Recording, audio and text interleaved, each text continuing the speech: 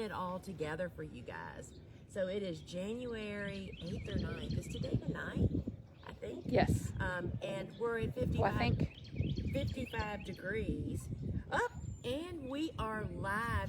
Hey, flower friends. Welcome to the live gardening show out here in my cool flower garden. My name is Lisa Mason Ziegler, and this is the live gardening show. And friends, we're so excited about today. It's like a spring day here in southeastern Virginia.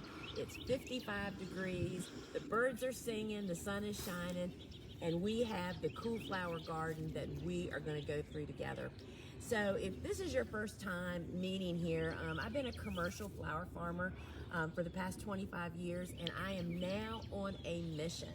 And that mission is to empower other people to grow cut flowers, whether it's for profit or for pleasure. And we do that by showing you how and what I'm doing it with and demonstrating. And today is a really special day because we are going to go through my cool flower beds here of transplants, and we're going to look at each one and let you see what it looks like in a January fall planted January follow-up, right? And so I think that I'm just looking at it on my phone to make sure we're in kind of good shape here. We are. It looks great. Kelly, it looks great. So Kelly is on the camera, and Eli is helping us out because, friends, we are dragging a 300-foot Ethernet cord to make this happen.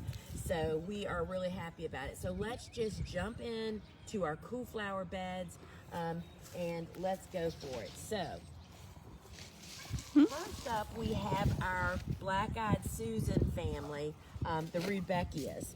And so I have 5 feet of each different Rudbeckia.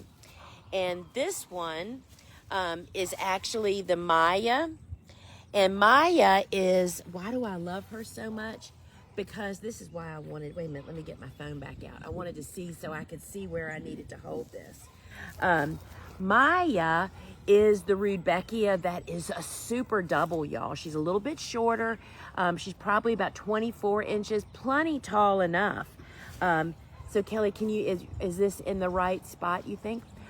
She's plenty tall enough, but she is simply gorgeous. And she is definitely one of the early bloomers.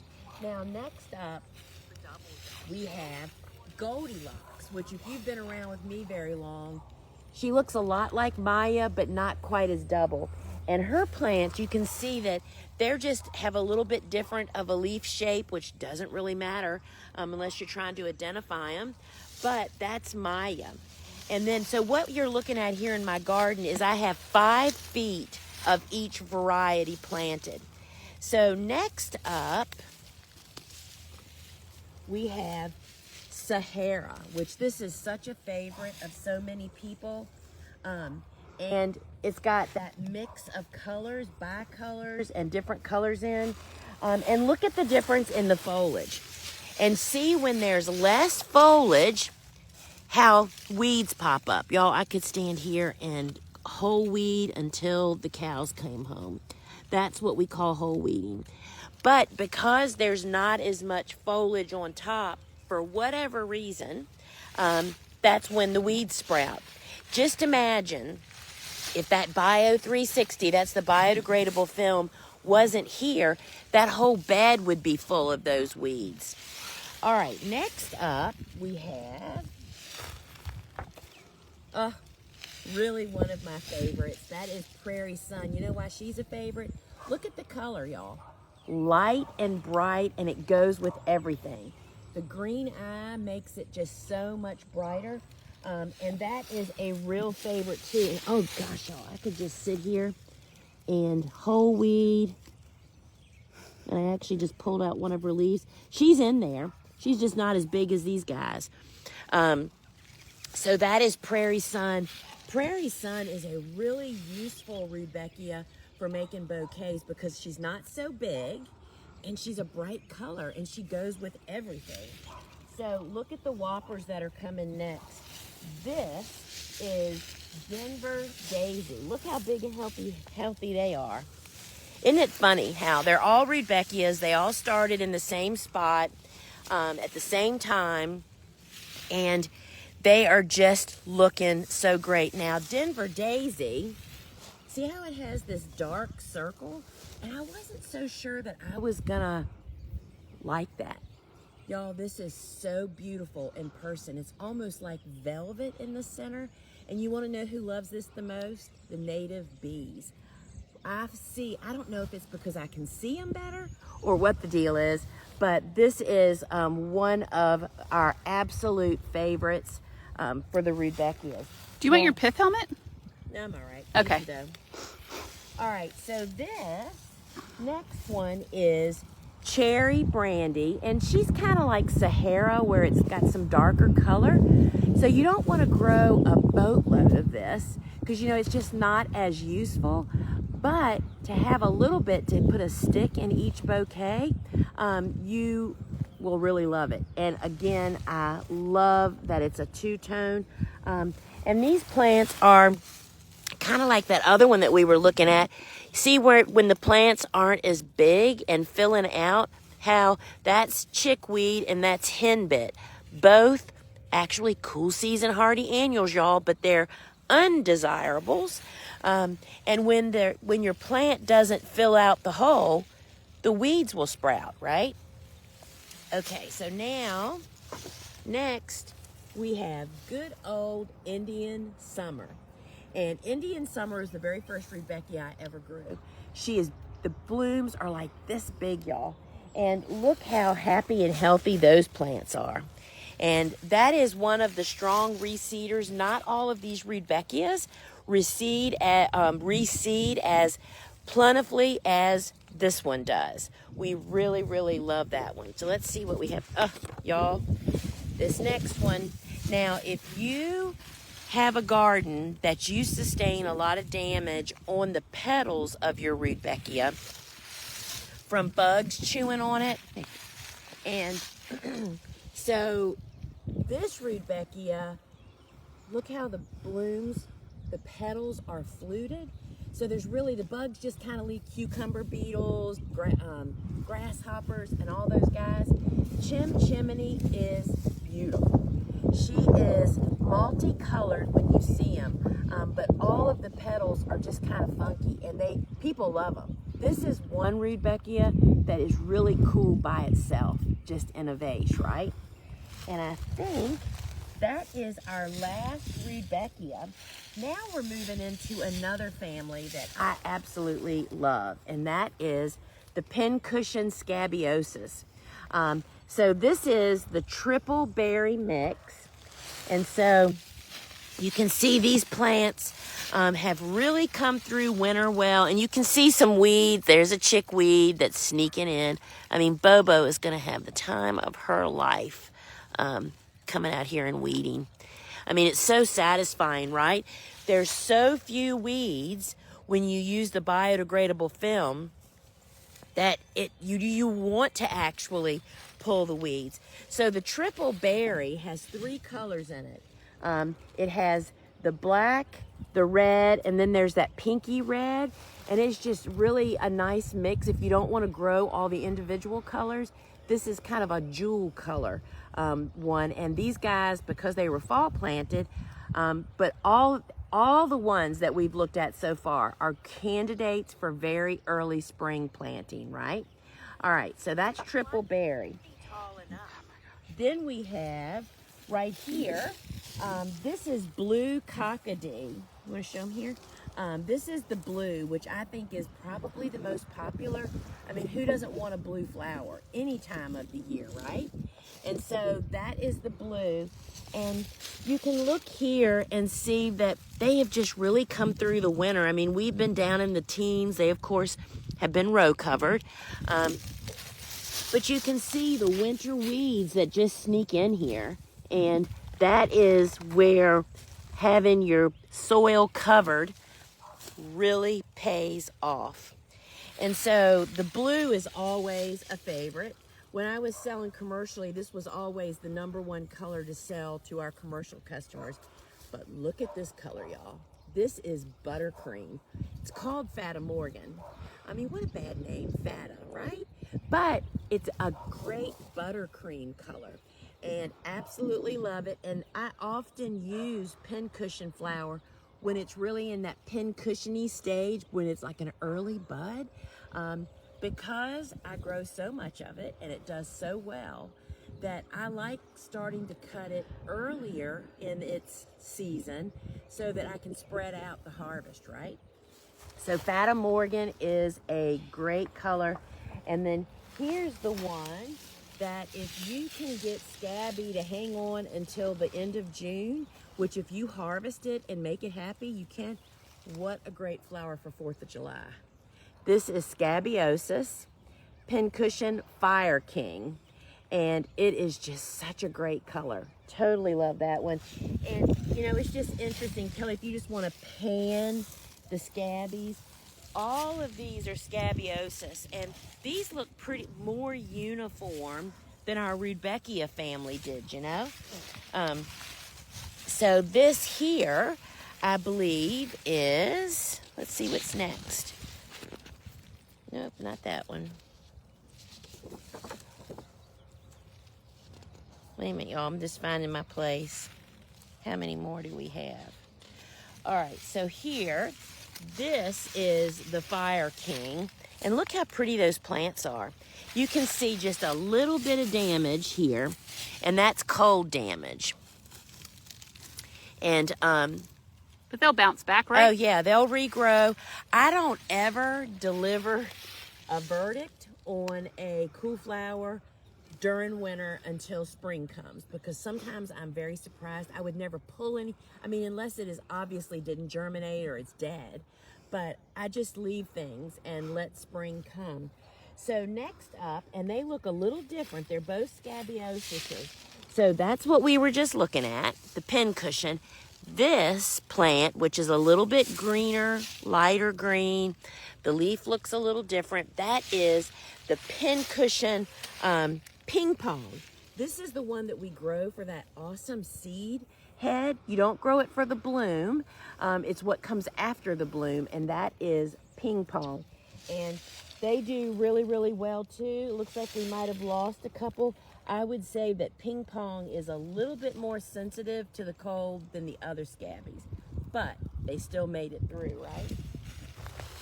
And then this is the last scabby, and this is the cute, the white, and look how pretty they are.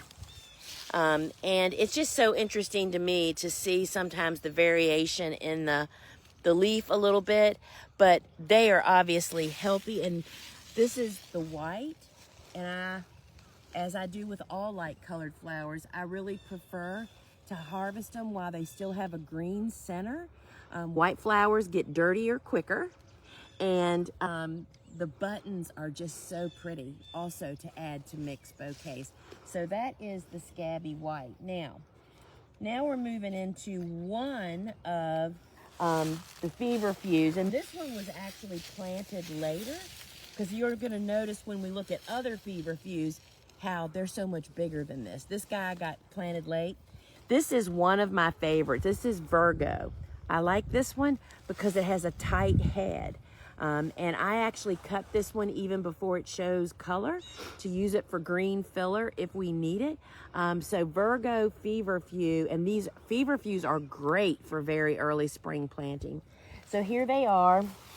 They're coming right along. They're always just such healthy, great growers. Really love them.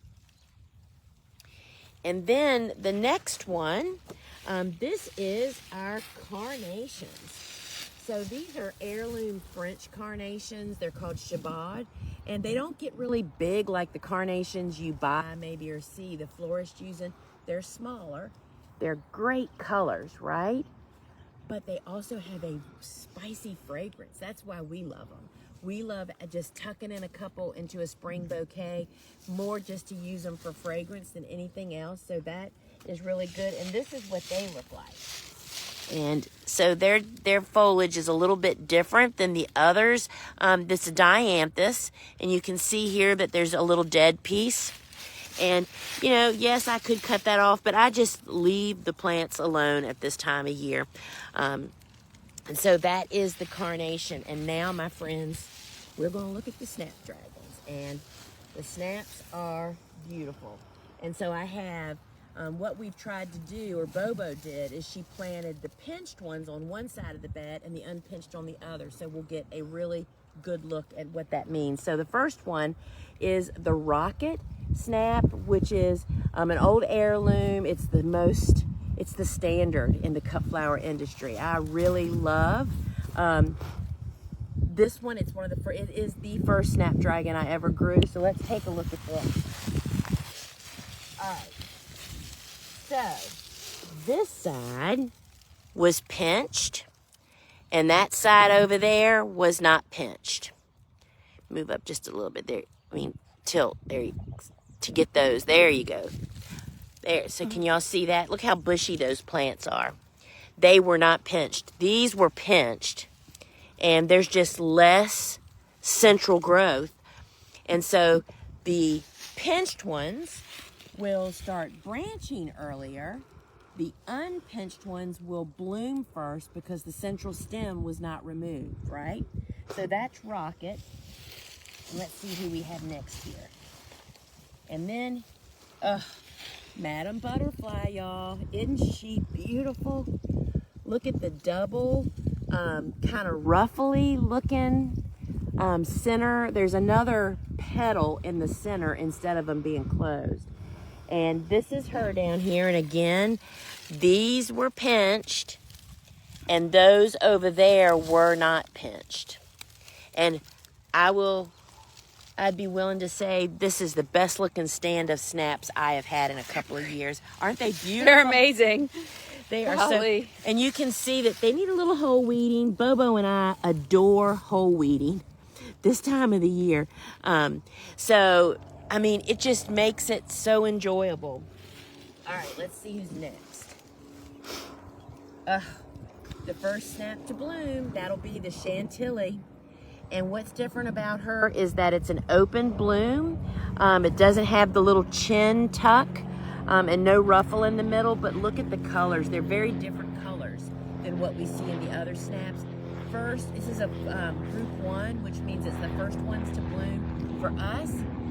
And I would say this year will be a good year for, they will be blooming probably at the end of March or early April. Again, pinched, unpinched, and they just look so amazing. I could just all right, so here, this is Opus, and it's the Opus mix, and look at all the different bicolors. Really a pretty mix. And that's, as you can see, with the weeds, just like the cool flowers, they love this weather. Look at that hen bit. That's one weed, most likely. And it's just so easy to actually pull those guys. And then we have, of course, the Potomac mix, which just has so many beautiful colors. And they look very much the same. They might be a little bit taller, the ones that were not pinched. And let's see where we are here. And so the Potomac is very similar to Rocket, but they have a little bit different bloom time here from my farm. And now, y'all, I can't wait for you to see this next one. This is Ami Green Mist. The Queen Anne's lace look-alike, but this is the sturdiest flower. I absolutely love it. And look at these beautiful plants. How pretty are they? And you can see where are there plants. The plants are gone there for whatever reason, and so a weed just pops up. And then back here, this is Crest Green Dragon. We grow it for the seed head, not the blooms. You just let the blooms go. And this is a real favorite. This is an excellent filler flower. All right, so now we're going to jump over. And so, Kelly, I'm going to just walk past you guys. And y'all, now we're going to come back up the other bed. So this is the Triloba Rudbeckia planting. You know, that's the Rudbeckia that blooms in late summer. It's a spray. And I only put 2 rows of them because they are pretty big and ferocious. That is one of our favorite bouquet fillers.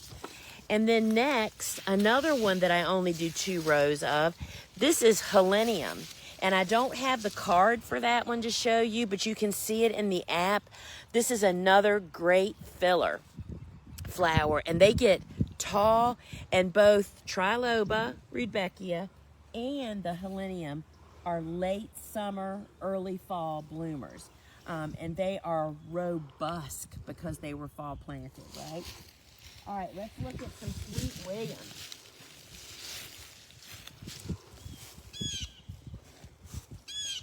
Okay. Here is Sweet Willie. So this is my favorite series. It's the Amazon series, and this is which one? Cherry. And look how beautiful those plants are. This is one plant, y'all, right here. And look how hardy. Sweet William is actually winter hardy to zone 5, I think. So they're down here laughing at our cold weather, right? Because they really will go on. And so all of these are Amazon. And then look at this. This is cress, Persian cress, different than the other cress that I showed you. And this is what we're growing it for. These are the seed pods. See those little green pods? That's what we're growing them for, not the little white flower. Once they start blooming, you're like, what is all the hoopla about? It's not the bloom, it's this that comes after. And then look at this one. This has been one of our best-selling seeds. It's the Monarda lambada. And it's a bee balm, but not the standard, and it's an excellent cut flower, and your bees love it. And look at the plants. And you can see there's some of those little weeds are creeping in, so we'll be whole weeding these babies. But all of these, you can see that it is a very strong grower. And then this is Carthamus safflower. Look how great they look. And look at them branching already. These were not pinched. And they're already sending up more than one stem. This is what it looks like when it blooms. But I use it almost exclusively before it blooms. It is a sturdy, early season foliage to add to your boat. One good stem will just fill out a bouquet, and you can build around it. We really love that one. And here are those other feverfews that I was speaking of. And this is the one that's called Sunny Ball, and it's more of a yellow. And we're fighting the sun out here, y'all. It's kind of bright. So this is the yellow, and look how they've just filled out. And there's a few weeds in there. We'll get in there and get them. And y'all, once we whole weed one time in this biodegradable film, we don't ever weed again. Literally. It's pretty amazing. And then here is one of our favorite bouquet filler feverfews. This looks like little miniature daisies. So useful in mixed bouquets, so useful. And Kelly, you can just pan this if you want, right up down here where we'll end up. That's all feverfew, y'all. And then the last feverfew we have is the, we call it Tetra White Wonder. They change the names about every 2 years, y'all.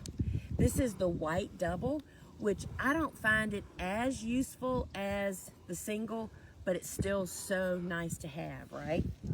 And then, y'all, I don't have the card for Tweedia, but guess what? She survived. And this is her right here. This is Tweedia.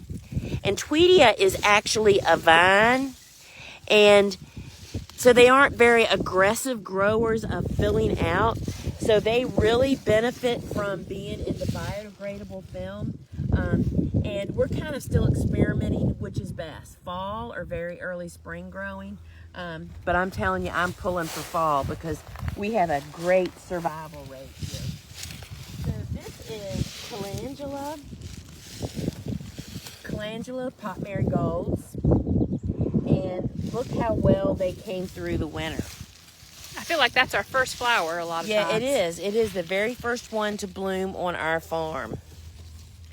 And then look, this is another early bloomer. This is the annual baby's breath. Look how pretty they are, y'all. Such a great filler flower. I mean, this is really fun as a straight flower by itself. And you can see they came through the winter really, really well. And we've got a few weeds creeping in for those that just, I mean, it's just so funny, right? Look at these nice ones and then look right there. What's the difference? You know, what did he not get? And then this, I'm trying to keep my cards straight. This is a mobium. If you have not grown a mobium yet, oh my gosh, y'all. It is one of the best fillers. And look how well it does fall planted. That is just such a robust plant. And then down here, I just had this one. Here it is. So look at the status, y'all. Status is a cool flower. Fall planted, look how filled out this bed is. There's really just nowhere for a weed to barely show its face, right? And so this is the mix. We have all the colors separately too if you want to grow them. They are great candidates for very early spring planting. And then we have our new flower, which we just added this year. I'm afraid. What is it? Here it is. Salvia Blue Better. Look how pretty. Look how pretty that is. And these guys do great fall planting. Look at these plants, y'all. Look how many stems. They've got so much branching going on. And then this is the yarrows. That is summer berries. Plus and some weeds. Yep, and a few weeds thrown in, but those will all pop out really quickly. And then the next color is, let's show, this is the summer berries. That is a great color makeup, but I love Colorado Sunset, y'all, because it's got this soft pale yellow as well as this shrimpy color.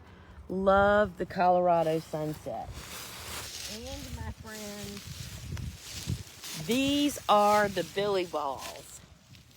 So this is the Sunball, which I don't have a picture of, which is a newer variety. And then this is the Craspedia golden drumstick. And so if you aren't familiar, look how pretty that is. It's like yellow gump y'all. They dry beautifully. And then I just want to give you a peek at our sweet peas. And so we've got some leaf cover going on here. So Kelly, you can maybe just shine down. So we plant our sweet peas down the center of a 30-inch bed that's covered.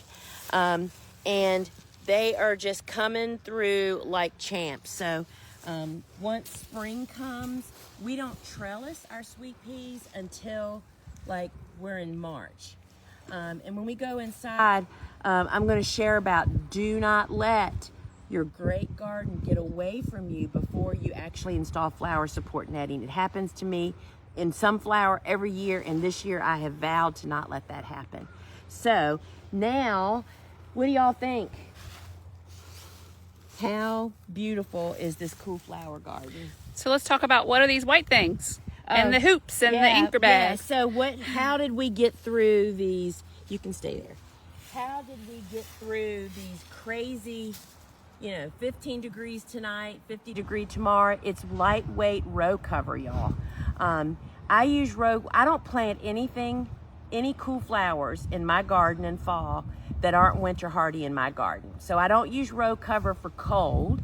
I use it for wind protection from the cold wind and from varmints grazing like deer and squirrels and golden retrievers. But also row covers really buffer. Like when we go from 15 degrees to 50 degrees, it just slows that change down inside.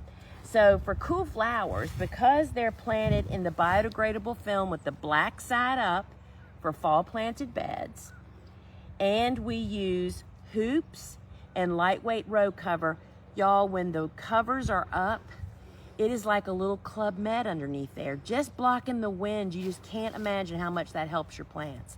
and it concentrates the heat and warms the soil up, and they get a little bit of root growth going on, right?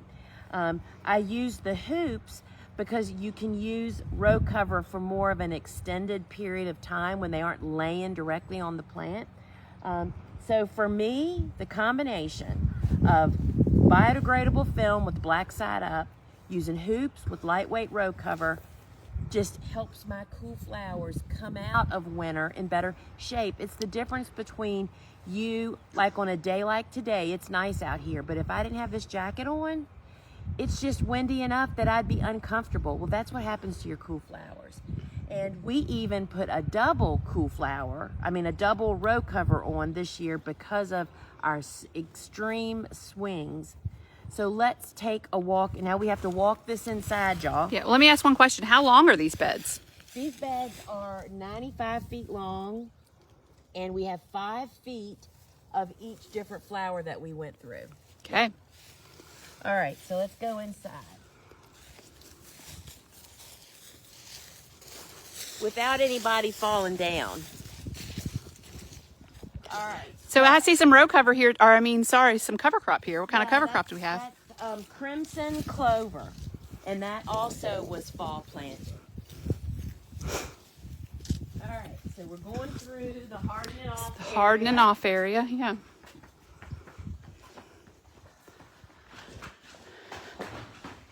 And there's Susie running the show. All right. So we'll try to do, you hold the tripod. Okay. And we have to flip the cameras. You can actually see us. Hello, friends. We are back inside, and what an ordeal. I hope y'all saw a lot and understood what you were seeing out there, and it was coming through loud and clear for you. And so now I just want to recap a little bit of some things that I didn't remember to tell you out there, right? Some housekeeping stuff. So if you're watching us on social media, we have an app, and to be inside the app means you get special treatment, basically, right? That means you can watch replays, you can build favorites, you can submit questions for the Q&A and all that stuff. So to get the app, you just go to your phone's app store, search Gardener's Workshop, and download the free app, and you can watch replays in there and be a part of the giveaway. But the really cool thing about our app is we have special shipping rates in here. So in-app rates only. When you place an order for seed packets only, the shipping's on us. We pay for it. And when you buy products, there's a cap at $11.95, and that doesn't matter whether you buy 1 product or 10 products.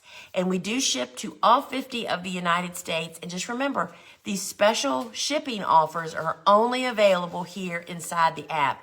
And y'all, we just want to tell y'all we're so grateful. Y'all have overwhelmed us with orders, and you continue to do it. And so we have such a high number of orders processing that we're a little bit slower shipping out than I normally do during this busy time. And we are working through it as fast as possible. We're working more and longer. So we are doing our best, and we appreciate your patience so much. Now, y'all, one of the things that I do every week is to give away, and there is, this week I'm giving away, once again, a $25 store credit to one lucky in-app viewer. So hit your button now, and that will put you on the list that we'll pull from at the end of the show. And you need to be here to actually claim it. Now, I also do a little Q&A at the end of the show. And so if you want to submit a question, you type it in the comments, start it off with @Lisa, and the team gathers those up and feed those to me at the end of the show. So let's just talk about row cover and some of the things I'll show you. They're in order, Kelly. Thank you. That we looked at out there in the garden. See, this is the lightweight floating row cover. And I use this so much, y'all. really for protection from cold wind, from pests like deer and mainly squirrels and rabbits. And it's really helpful right after you plant your seedlings to protect them from the strong wind. And it comes in a 20-foot piece up to a 100-foot piece to even longer over on our website. It's $12.95 for a 20-foot piece. It's super easy to cut. And floating row cover, I have enough to cover all of my beds at least once, sometimes twice or doubled. And because it just will help you when you are facing some challenges in the garden.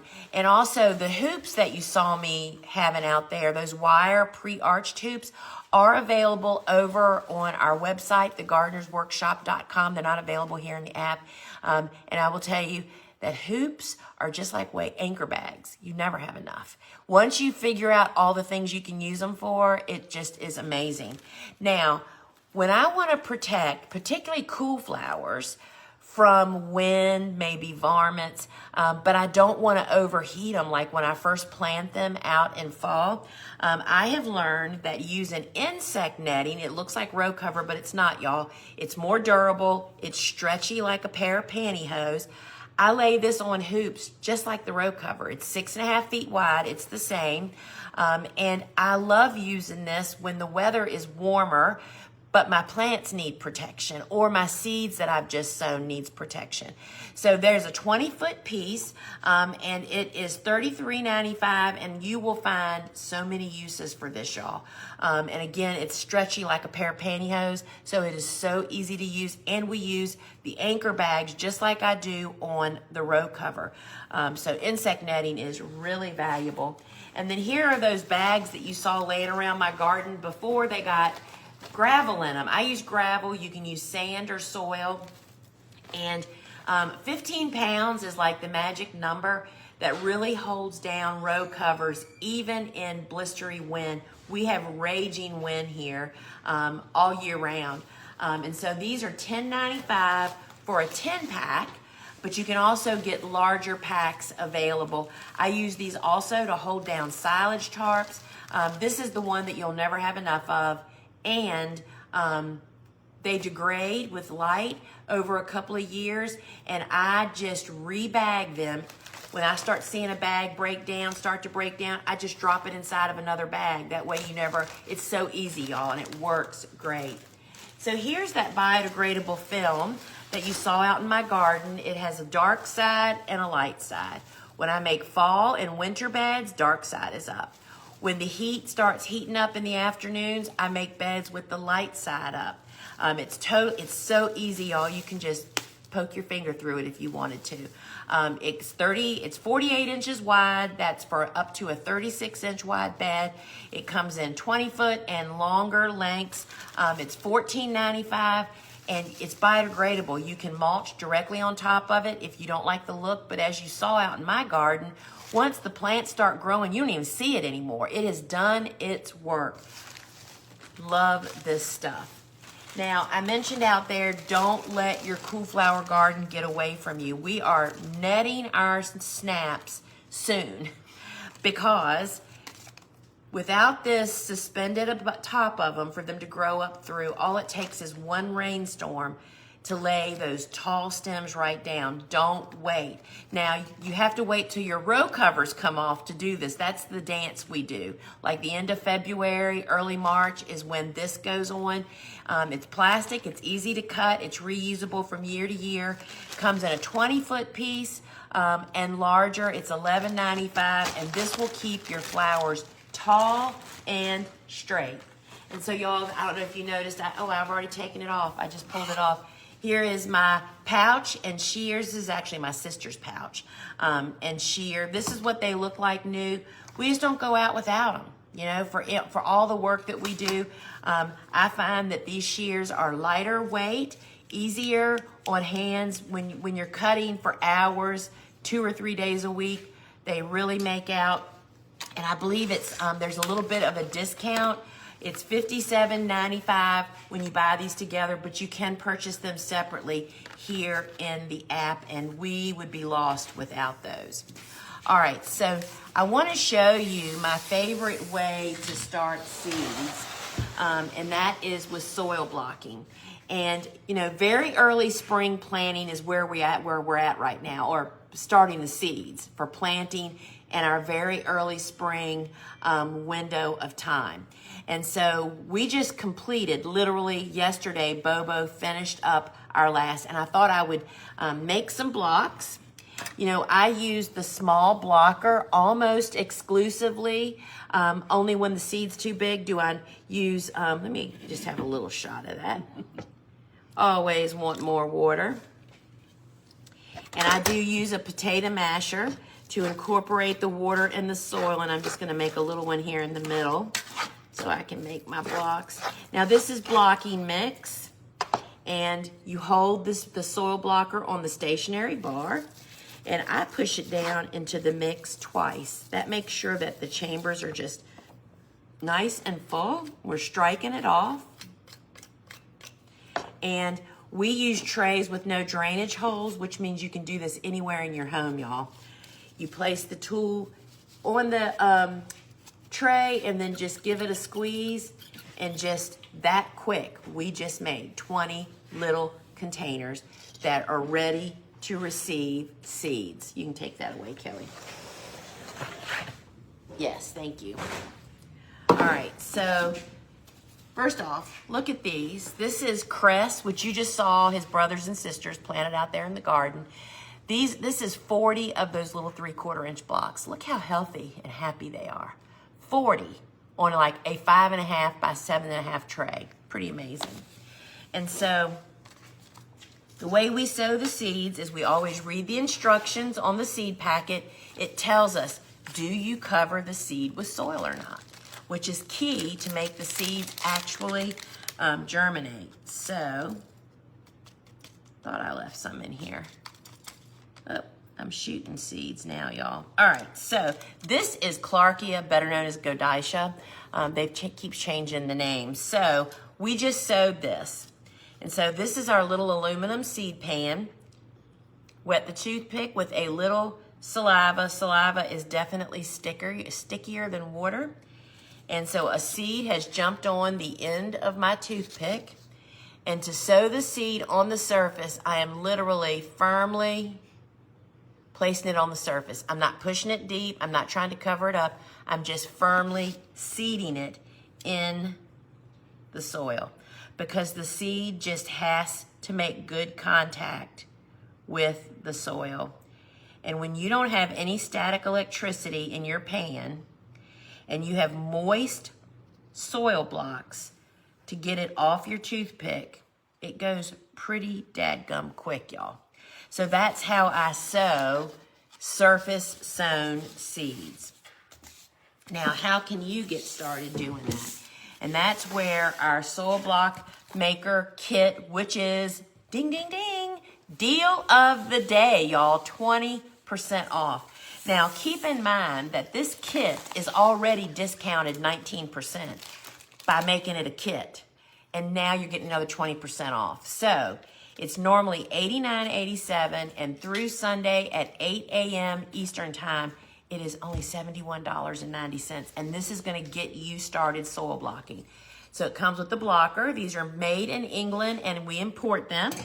It also includes my Seed Starting Made Easy online course. I take you from starting your seeds, growing them up, hardening them off, planting them in the garden, and I even show you how to direct sow seeds out in the garden. And you have lifetime unlimited access to that. And you have your choice at checkout of whether to get 3 cool season seeds or 3 warm season seeds. Both of those are our best sellers seeds, and so you choose that at checkout. And then it comes with 5 of our trays that hold 3 sets of 20. These are reusable foam trays. We use them for years. There's your aluminum seed pan, our little seed toothpicks, and our plant markers. And y'all, you get a bag of the blocking mix. This is a 6-quart bag, and it will make 600 of these little individual 3/4 inch blocks. Goes a really long way, right? So you get all of this for $71.90 to get you started soil blocking, and you will be on your way, friend. All right. Now, especially, you know, because I don't have any greenhouses. I still don't. Everything we do is in this little building in a grow room. It's only 10 by 10. Space is always of a premium on seedling heat mats and on under grow lights. So I use the tray that fits the number of blocks that I'm actually starting seeds. So we have that little mini, which is $1.95 for a 5-pack. And then we have the large, which will hold 2 sets of 20. And then we have, and you can also hold 2 sets of the 2-inch blocks, right? And then this is the one and this one is $2.95. This one is what comes in the kit, and it's $3.95 for a 5-pack. So that'll get you started, and they're all available still in 25 packs if you need that. Now, I'm frequently asked, do I need a heat mat for cool season hardy annuals? Yes, you do. For cool season hardy annuals, we actually place a cookie cooling rack over the heat mat to give a little buffer, just like a row cover out in the garden, to kind of cool it down just a little bit. They need some warmth to trigger them to actually sprout. So this is $39.95. It has a built-in thermostat, and it's the reason that we look at this, y'all.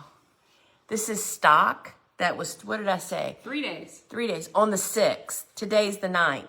I just took it off the heat. How about it? Oh my gosh. This like makes my heart race, y'all. I just love this stage. All right, seedling heat mat is essential. Now, my friends, we do still have available the big calendar journal. Friends, this is my guide for your seed starting and planting of your cut flowers. It has the instruction sheet, which is the 2nd page, as well as the 12 months that are this full size. It guides you to find your planting dates for your garden based on your first and last frost dates and your winter low temperatures. It will bring clear to you and simple how to succession plant in your garden.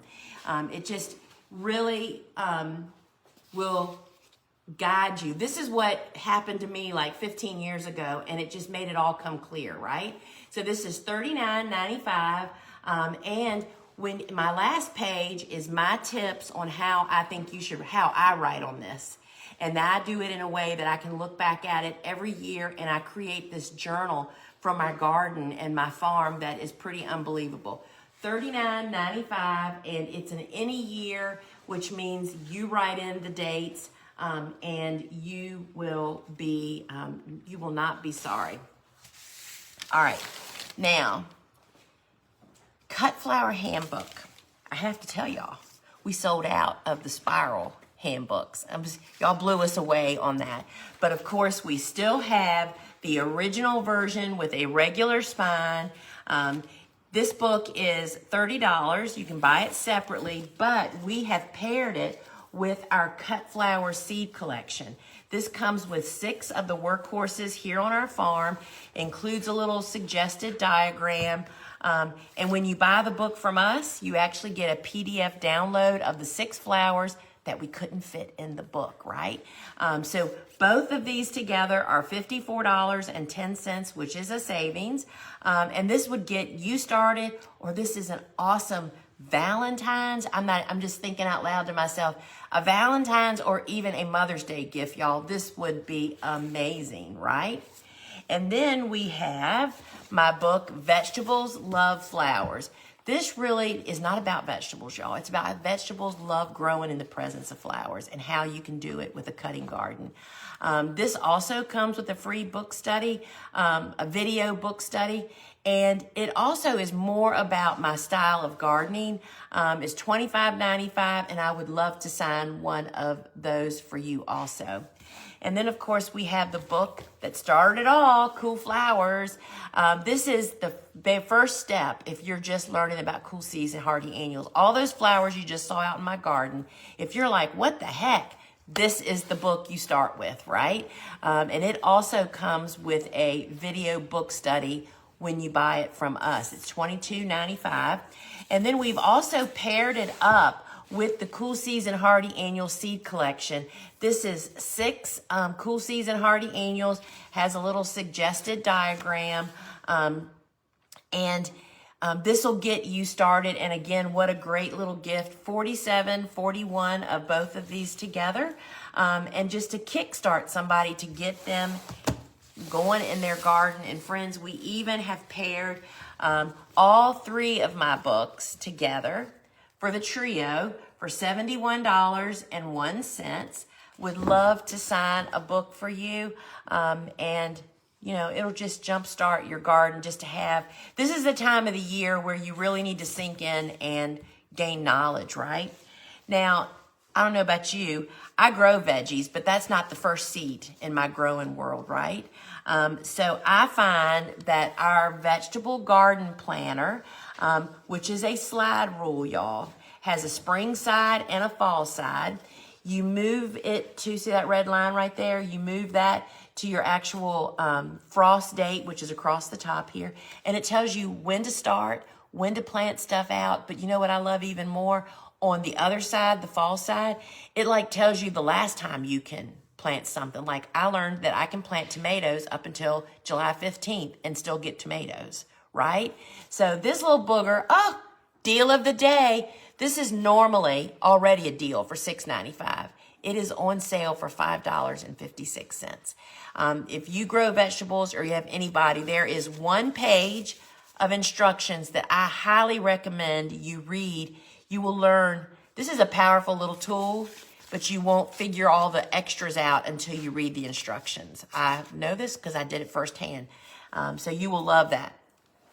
Can we show those big blocks? They're just so beautiful. I mean, we're not doing the big blocker, but yeah, they're cool. So, you know, I did a show. You can watch the replays of previous shows. I did a eucalyptus show this past week. Eucalyptus is the only flower that I bump up from the small block to the larger block. But of course, I don't have any eucalyptus right now. So these precious little cress flowers were the stand-ins for eucalyptus. So I bumped them up into the large block, and look how beautiful they are. They will grow, they would grow for probably another 2 or 3 weeks indoors in this block because they now have more room. And yeah, the large blocker, thank you, Kelly, a large blocker is available here inside the app. Now, I will be doing a live Q&A at the end of the show, so be sure you stick around for that and submit your question. Put @Lisa, and they will grab those questions up. Remember that those special shipping rates that I told you about and the deals of the day are only available here in the app. Our app and our big website are two separate stores, y'all. It is unfortunate, but true. They do not talk. They are not buddies at all. So, all I've told you about is only available here inside the app. And you know, over on our big website where the website store is, we have so many great resources for you guys. We have videos. There's a Cool Flower Garden Tour back from 2020 that you can watch in there. The blog that's in there, the Field and Garden blog, the Cool Season Flower Chronicles series. That was a 5-video series that I did based on the frequent flyer questions that I get all the time. So you can go over and watch those. Of course, you can connect with our podcast over there. That is both Field and Garden and Seed Talk. So if you want to grab a pencil to remember, Field and Garden podcast, episode number 103 is Cool Flowers in the Ground. So that is just all about talking more about cool flowers. And then Lane and I, for Seed Talk, did our very first podcast for Seed Talk on cool flowers frequently asked questions. So those are really great resources. And remember that this Wednesday at 3 o'clock, I am hosting Ask a Flower Farmer on our Instagram handle. And then again so that's Wednesday at 3 p.m., and then I'll be doing a Q&A here in just a few minutes. And I kind of do that same thing on Instagram, right? And remember to see you back here next week on Friday. It's Stop and Think. We're out of the holidays got me out of my rhythm, y'all. Next Friday at 12 p.m., as well as I do a Wednesday show at 8 p.m. And I do pop-up shows, which are basically Lisa Gone Rogue. You know, I just pop up. And so be sure that you turn on your notifications and that I can get a hold of you. And so be sure you stick around. We are getting our winner for, I'm watching it be typed, y'all. And who is it? I hope you're here. I hope you're here. Drum roll. Our winner of the $25 gift or credit in your cart is Carrie Jo Sloan. Carrie Jo, I love your name. If you're here, give us a shout out in the comments, and they will drop a $25 credit right into your cart. So when you go to checkout, it'll be right there ready and waiting for you. Thank you so much for participating. And so Carrie Jo, give us a shout out in the comments. All right, my friends, if you're heading out, thank you so much for joining me. I hope you enjoyed my walk in the cool flower garden. But now I am going to do a Q&A, and it looks like we have a lot of questions. So let's see if we can't pull up a few here. So, all right, what do I do if I'm supposed to plant my cool season seedlings and there is snow on the ground? All right, so that's a really great question. So for your very early spring planting, which for me is mid-February, and having snow has happened many, many times. Of course, another part of very early... Oh, she's here. Congratulations. So glad that you're here. So they're dropping a $25 Carrie Jo, right? Carrie Jo. Congratulations. Glad you're here. So one piece of the very early spring planting way is that even though you're not planting until, like mid-February for me, I prepared that bed last fall. Prepared it finished. Out just now, out in the garden when we were walking, that bed that's empty, that is bye y'all. The field team is heading out. Bye Eli, bye Kelly. Thank y'all so much. So that bed is empty out there because that's ready and waiting for my very early spring. And in fact, because we do use the biodegradable film, we have actually push broomed snow off the top of those beds, like on a sunny afternoon when stuff starts to get a little juicy. It's not frozen anymore. So that is the deal. We have actually planted stock 1 year through a light layer of snow, like 1 to 2 inches of snow that was all prepared underneath. We literally plugged the stock right through the snow. So we plant through the snow and try to make provisions to move the snow off if that's a constant problem for you. If we didn't plant in the fall, how soon can we plant outside in zone 7B, 8A? So that's a great question. When you actually plant doesn't have anything to do with your zone. It is your frost dates. So your zone 7B and 8A really only dictates what you can fall plant and expect it to survive your winter based on that zone, right? It's your frost dates. So my last frost date for spring is mid-April, okay? 6 to 8 weeks before that date is when I'm supposed to plant. So that's mid-February to March 1st. So that's what you need to look at. What is your frost date? And that's what the calendar, I'm telling y'all, the people that have already gotten the calendar are like backflipping over, holy cow. It is just so easy to see it when you're on a big calendar where you can write what you're supposed to do, what you're supposed to start, and you can just count. So that's what you need to do. Find your last frost date, count back 6 to 8 weeks. That's when you're supposed to plant transplants. Then you have to start them like I started yesterday to have them ready to go in the ground. Okay. Can I move my Rudbeckia? I planted them in my high tunnel by mistake back in summer thinking they were born. All right, so you can.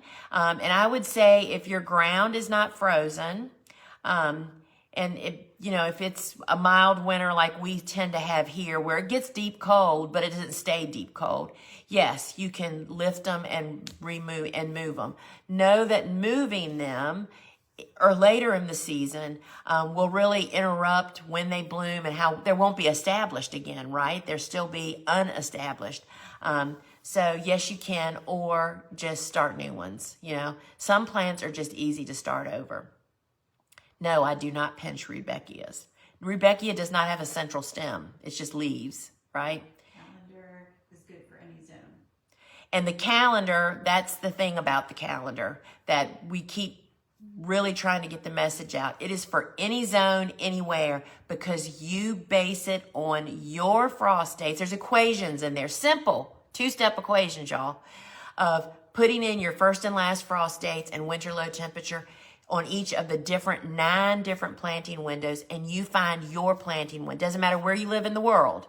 We can only ship to you in the United States, but it'll work anywhere. So, You can buy it in the app or on the website. and it is available on the app and on the website. Do you have any specific tips for Lisianthus and eucalyptus? I know they are slow, and you said you start them both in the mini blocks and then move up. Is that before roots reach the edge? So Lisianthus is a cool flower. Eucalyptus is warm. Lisianthus is a super slow grower. It has very specific air temperature needs, and you need to read that. Because if it gets too overheated, like over 70 degrees air temperature when it's growing up for that 12 to 16 weeks, that can make the plant go into it's called rosetting, and you don't even know this is happening because it still looks like a precious little plant, and it's going to keep on growing. You're going to plant it in the garden, it's going to grow, but it's just going to grow into this big old ball of foliage, and it's never going to bloom. And that is just because of stressful conditions, which to it, stress is temperature variation. So no, that's why I stopped. I started for a 3 years, and I buy plugs. Eucalyptus, on the other hand, you can go back and watch the replay here inside the app. I did a show last Wednesday on eucalyptus, and I go through everything that I do that may help you. What crops are slow growers beside Lizzie's and eucalyptus? Rudbeckias come to mind. They're slow growers too. How soon do you start feeding the fish emulsion to seedlings? Do you wait until they get their first true leaves? I start feeding them as soon as they come off the heat mat. Every tray that's under the grow lights gets seaweed and fish fertilizer in their water on Mondays. When planting in very early spring, do you start all seeds 6 to 8 weeks before planting out, or do you use the recommendation on the back of the seed packet? I use the recommendation on the seed packet. The 6 to 8 weeks is before, that's when you're planting before your last frost. That's not when we're starting seeds. Zone 9A, Florida Panhandle. Some of my Amazon Sweet William is starting to bloom. Should I pinch it? No.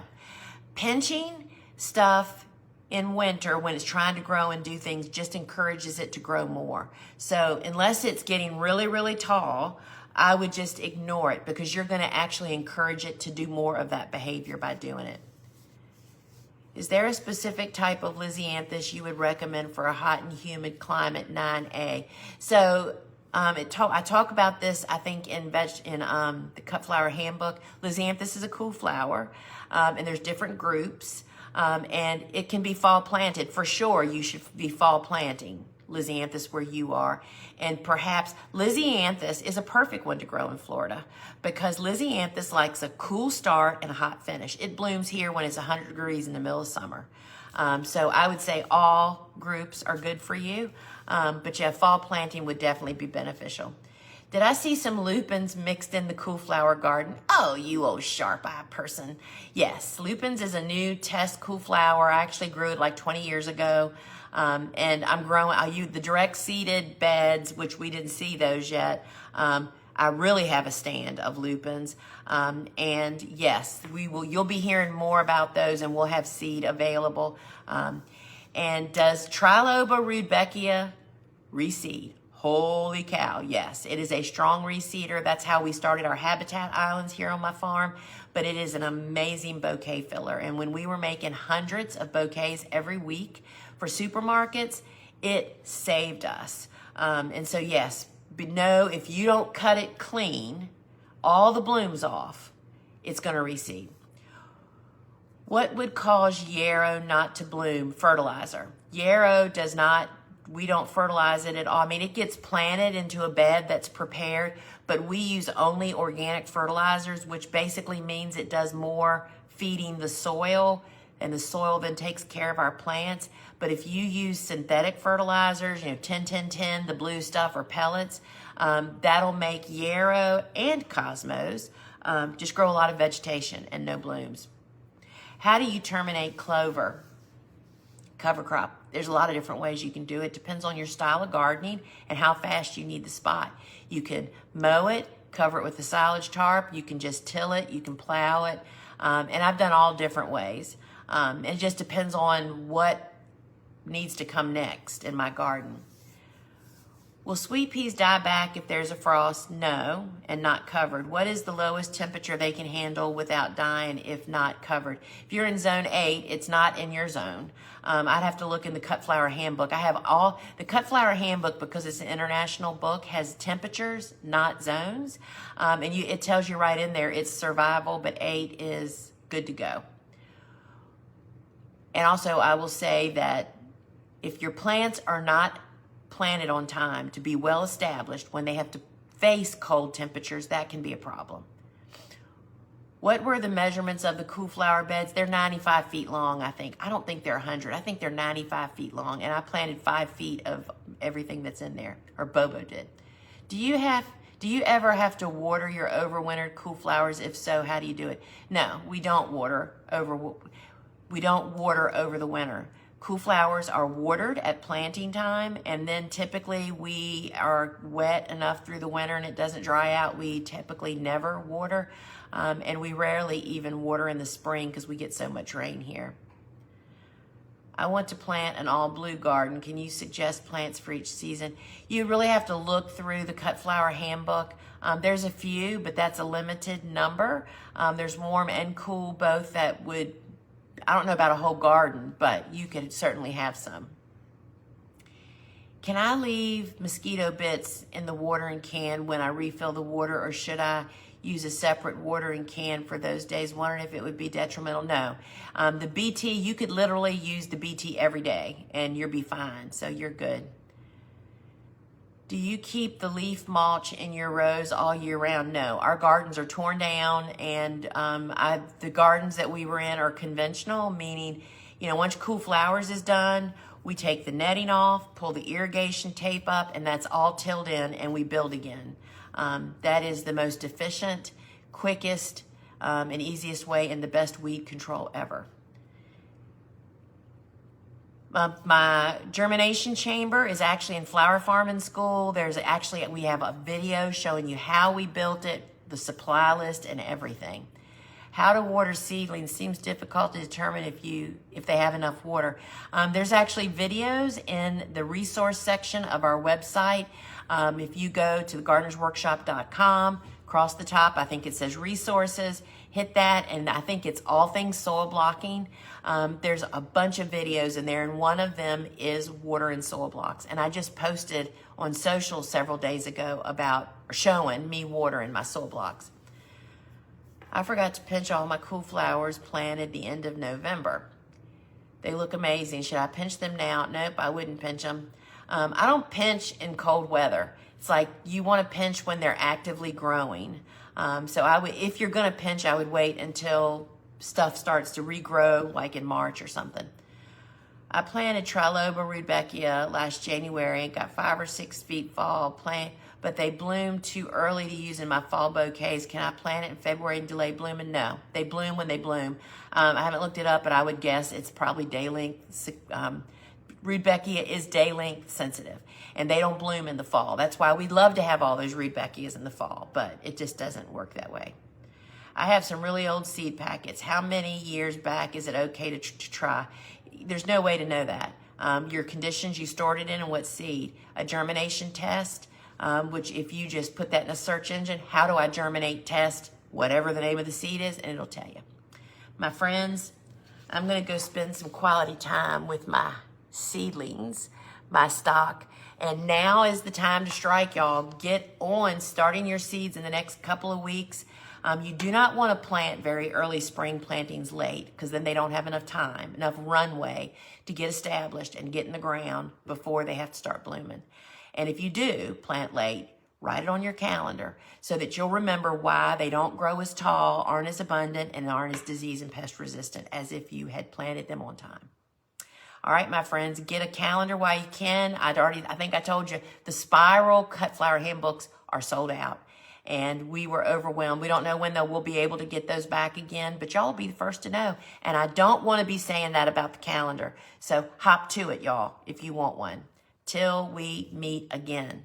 Ciao.